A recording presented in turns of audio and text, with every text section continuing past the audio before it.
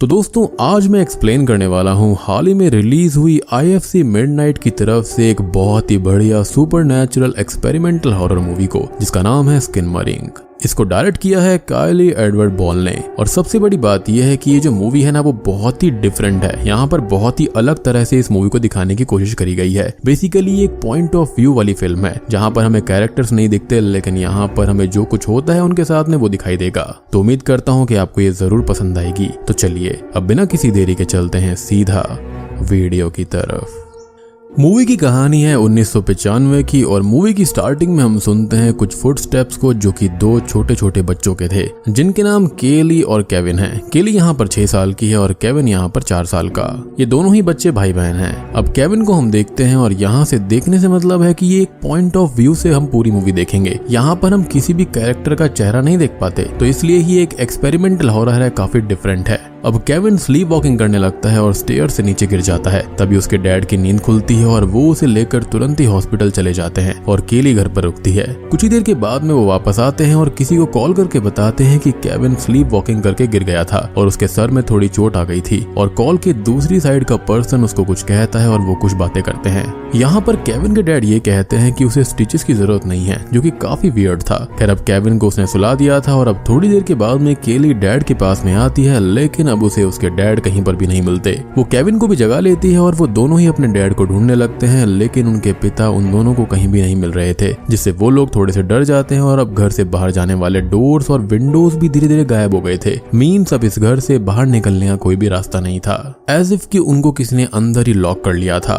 वो दोनों बच्चे इन चीजों से काफी डरने लगते हैं और अब वो अपना सामान लेकर हॉल में आ जाते हैं रात गुजारने के लिए, क्योंकि ऊपर तो उनको काफी डर लग रहा था। केली कहीं पर हेल्प के लिए कॉल करने की कोशिश करती है, लेकिन उनका लैंडलाइन भी डिस्कनेक्टेड बता रहा था। वो दोनों अब बात करते हैं अपनी मम्मी के बारे में, जिस पर केविन बोलता है कि उनके बारे में बात मत करो, जिसका मतलब हो सकता है कि शायद वो दोनों साथ नहीं रहते या फिर उनके बीच के रिश्ते अच्छे नहीं थे, यानी कि मॉम एंड डैड के बीच के। अब वो दोनों ही सीरियल खाने लगते हैं और केली कुछ सामान लेने ऊपर जाती है। वो अपने पिता के रूम को फिर से चेक करती है, लेकिन वो उसको कहीं भी नहीं मिलते। अब वो वापस आ जाती है और घर के अलग अलग रूम से बार बार डोर की बैंगिंग की आवाज भी उन लोगों को आने लगती है। तभी हम ये देखते हैं कि अलग अलग रूम्स की लाइट्स एक एक करके बंद होने लगती हैं और फिर दोबारा ऑन भी नहीं होती। मीन्स डार्कनेस अब फैलना शुरू हो गई थी। केली और केविन भी ये देखकर परेशान होते हैं और अब वो डैड को ढूंढने की और कोशिश करते हैं। दूसरे रूम्स में जाते हैं, लेकिन वो कहीं भी नहीं मिलते। और यहाँ पर वो उनके टॉयज को देखते हैं, जो कि हवा में ही लेविटेट कर रहे थे, जिसको देखकर वो दोनों और डर जाते हैं। मतलब सोचकर देखो कि घर में उनके मॉम डैड नहीं है, एक 4 साल का लड़का 6 साल की लड़की घर पर है और उनके साथ में ऐसा हो रहा था, तो उनको कैसा फील हो रहा होगा।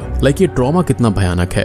अब वो फिर से नीचे आ जाते हैं और अब आसपास के रूम्स का सामान भी उनको लेविटेट होता हुआ दिखाई देता है। साथ ही साथ कुछ सामान गायब भी हो गया था। अब वो दोनों वॉशरूम जाते हैं तो टॉयलेट सीट भी गायब हो जाती है और अब वो लोग अपने लिए बकेट्स निकाल लेते हैं। वो दोनों हॉल में आकर बैठ जाते हैं, टीवी चलाते हैं, क्योंकि रात तो गुजारनी ही थी, वो भी एक झूठी उम्मीद में कि उनके डैड या फिर वहाँ पर कोई जल्दी ही मदद के लिए आएगा।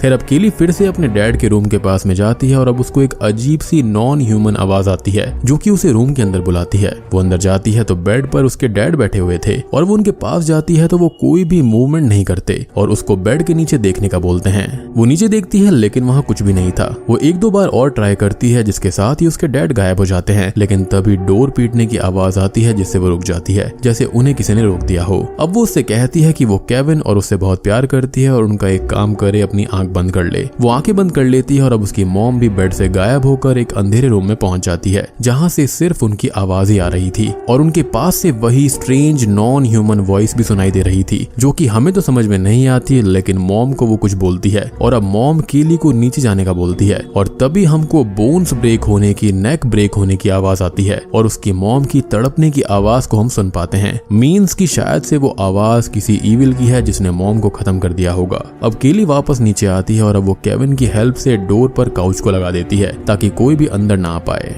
अब तभी अचानक से ही केली भी कहीं पर गायब हो जाती है और केविन उसको ढूंढने लगता है। वो वॉइस उससे बोलती है कि वो बेसमेंट में आए और वो वहां पर चला जाता है, तो उसको केली मिलती है, जिसकी आंखें और मुंह गायब हो चुके थे और ये देखकर वो बहुत डर जाता है और वहां से भागने लगता है। वो हॉल में आता है और वहां छुप जाता है, लेकिन अब उसके टॉयज एक एक करके गायब होने लगते हैं और वो वॉइस उससे ये बोलती है कि वो उसके साथ खेलना चाहती है। वो केविन को खुद को हर्ट करने का बोलती है, लेकिन वो ऐसा क्यों करेगा, ऐसा हम सोचेंगे, क्योंकि वो वॉइस या फिर एंटिटी जो भी है उसके ही हाथों तो उसकी एक आई को वो हर्ट करवा देती है, वो भी एक नाइफ की मदद से। अब केविन भी भागकर यहाँ वहाँ छुप जाता है और फोन के पास आकर 911 पर कॉल करता है, जहाँ पर ऑपरेटर उससे कुछ बात करता है, लेकिन फोन यहाँ पर असल में एक टॉय फोन होता है, मतलब कि कॉल 911 पर कभी लगा ही नहीं, और ये सब उस एंटिटी का किया धरा था। अब केविन उससे पूछता है कि वो ये सब कैसे कर रहा है, जिस पर वो कहता है कि वो कुछ भी कर सकता है। अब हम बीच बीच में कुछ और डिस्टर्बिंग शॉट्स को देखते हैं और घर का सामान भी गायब हो रहा था और कुछ डिस्टॉर्टेड फिगर्स को भी हम देख पाते हैं। और सबसे बड़ी बात कि केविन के टॉयज खुद पे खुद ही इकट्ठे हो रहे थे। वो एंटिटी उसे ऊपर रूम में बुलाती है, जहाँ पर वो सीलिंग पर चलने लगता है, जो वो एंटिटी ही उससे करवा रही थी। और अब वो रूम के अंदर चला जाता है तो वहाँ से उसे अजीब सी आवाज़, किसी क्रीचर की आवाज आती है और वो भागकर वहाँ से बाहर आने लगता है। आई मीन सोच कर देखो 4 साल के बच्चे के लिए कितना मुश्किल होगा। खैर बीच के सीन्स में वो एंटिटी केविन से बोलती है कि वो उसकी बातें माने, क्योंकि केली ने बात नहीं मानी और वो अपने मॉम डैड को मांग रही थी, इसलिए उसने उसका मुंह छीन लिया और आंखें भी छीन ली। अब केविन कहीं क्लोजेट में जाकर छुप जाता है और बाहर हम किसी बच्चे, मोस्टली केली की आवाज सुनते हैं, जिस पर कोई अटैक करके उसको खत्म कर देता है। वहीं एक सीन में हम शायद उसे ही गायब होते हुए भी देखते हैं, मीन्स रियलिटी से मिटते हुए देखते हैं। अब हम एक सीन को देखते हैं जिसके अंदर सारे टॉयज अपसाइड डाउन एक जगह इकट्ठे हो चुके थे और वहां पर 572 डेज लिखा हुआ था स्क्रीन पर। अब तभी केविन बाहर आता है और खुद से या फिर किसी से बोलता है कि उन्हें कुछ अच्छा करना चाहिए और देखना चाहिए, और बेड पर चला जाता है जिसके पास कोई था, जिसका चेहरा हमें क्लियरली नहीं दिखाई देता। साथ ही साथ एक सीन में घर में लगी हुई पिक्चर्स हम देख रहे थे, तो उसमें भी किसी का चेहरा हमको क्लियरली नहीं दिखाई देता। अब केविन उस पर्सन या फिर एंटिटी से बात करने लगता है और वो उसे सोने का बोलती है, जिसके बाद में वो सो जाता है और वो पर्सन भी गायब हो जाता है। और बूम, इसी के साथ में स्किनमरिंग मूवी यहीं पर खत्म हो जाती है। तो दोस्तों ये थी सबसे अलग, सबसे हटकर हॉरर मूवी, जो कि एक एक्सपेरिमेंटल हॉरर है। और हम बात करते हैं कि मूवी में असल में हुआ क्या है। तो मेरे पास यहाँ पर ढेर सारी थ्योरीज हैं जो कि हो सकती हैं। तो देखो मूवी के अंदर 2 बच्चे केली और केविन हैं, जिनकी कहानी यहाँ पर है, जिनके डैड अचानक से गायब हो जाते हैं और घर से बाहर जाने वाले डोर्स और विंडोज भी गायब हो जाते हैं। तो सबसे पहले सबसे स्ट्रॉन्ग थ्योरी यहाँ पर यह है कि ये मूवी असल में कहानी है अब्यूज की। एक फैमिली होगी जिसके अंदर मॉम, डैड, केली और केविन है, और यहाँ पर जो केविन है वो काफी ज्यादा अब्यूजिव है, क्योंकि जिस हिसाब से मूवी के अंदर हमने देखा उनकी मॉम उन्हें काफी प्यार किया करती थी और वो कुछ बताना भी चाहती थी, लेकिन ऐसा नहीं हुआ। और ऊपर के शॉट्स दिखाने का मतलब है कि बच्चों का हेल्प से दूर होना, डोर्स का गायब होने का मीनिंग है कि इस अब्यूज से ना भाग पाना, और वो एंटिटी कोई और नहीं बल्कि उसी अब्यूज का ही एक रूप थी जो कि उनको हॉन्ट कर रही थी। और शायद से ये एंटिटी कुछ और नहीं, मेरे ख्याल से ये केविन के फादर हो सकते हैं, जो कि काफी ज्यादा अब्यूजिव हैं। तभी स्टार्टिंग में वो ये कह रहे थे कि केविन को माथे पर स्टिचेस देने की क्या जरूरत है, वो छोटा मोटा गिरा ही तो है। अब इसी थ्योरी से जुड़ी हुई एक और थ्योरी ये आती है कि ये कहानी असल में एक नाइटमेयर थी, वो भी केविन की, जो कि गिरने के बाद में कोमा में चला गया था, और वो भी 572 दिन तक वो कोमा में था, क्योंकि 572 दिन का मतलब यही हो सकता है। और इसलिए ही हमको चेहरे बिल्कुल भी नहीं दिख रहे थे, क्योंकि केविन के दिमाग में चेहरे बन ही नहीं पा रहे थे। शायद से अब्यूज भी होगा, साथ ही साथ उसको यहाँ पर ट्रॉमा भी हो गया होगा, जिसके चलते वो अपने कोमा में ही ये सब देख रहा था।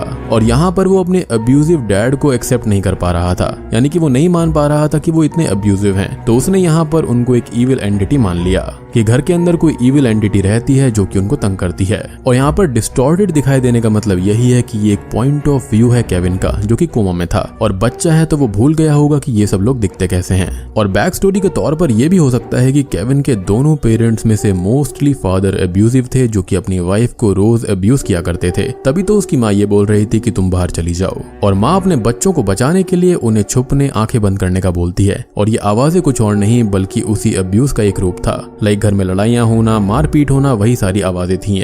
और छोटे बच्चों को ऐसे में यही बोला जाता है कि अपनी आंख बंद कर लो, अपना मुंह बंद कर लो, कुछ मत बोलना। तो मेरे ख्याल से यहाँ पर यही उस चीज को सिग्निफाई करता है कि जब केली की आंखें और मुंह गायब हो गए थे, उसका मतलब यही था कि उन दोनों को बीच में बिल्कुल भी नहीं पड़ना है।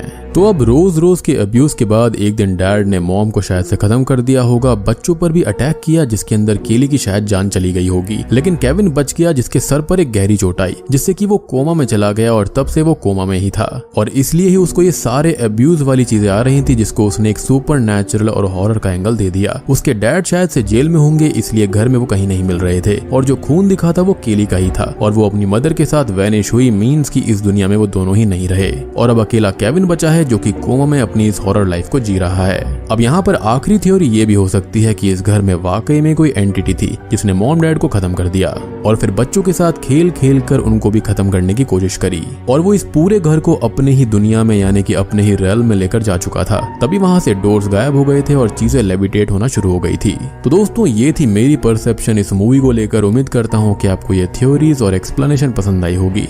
मूवी को बहुत अच्छे से सटीक तरीके से दिखाया गया है जो कि काफी डिफरेंट है। और यहाँ पर ये जो स्किनमरिंग है ना, ये एक तरह की स्टोरी टेलिंग होती है, यानी कि स्टोरी टेलिंग सॉन्ग होता है, तो उससे मिलता जुलता ही यहाँ पर ये चीज बनाई गई है। तो उम्मीद करता हूँ कि आपको ये वीडियो पसंद आई होगी। पसंद आई है तो वीडियो को लाइक कर देना, चैनल के ऊपर नए हैं तो सब्सक्राइब कर लीजिए। तो मैं आप सबको मिलता हूँ अगली वीडियो के साथ में, तब तक के लिए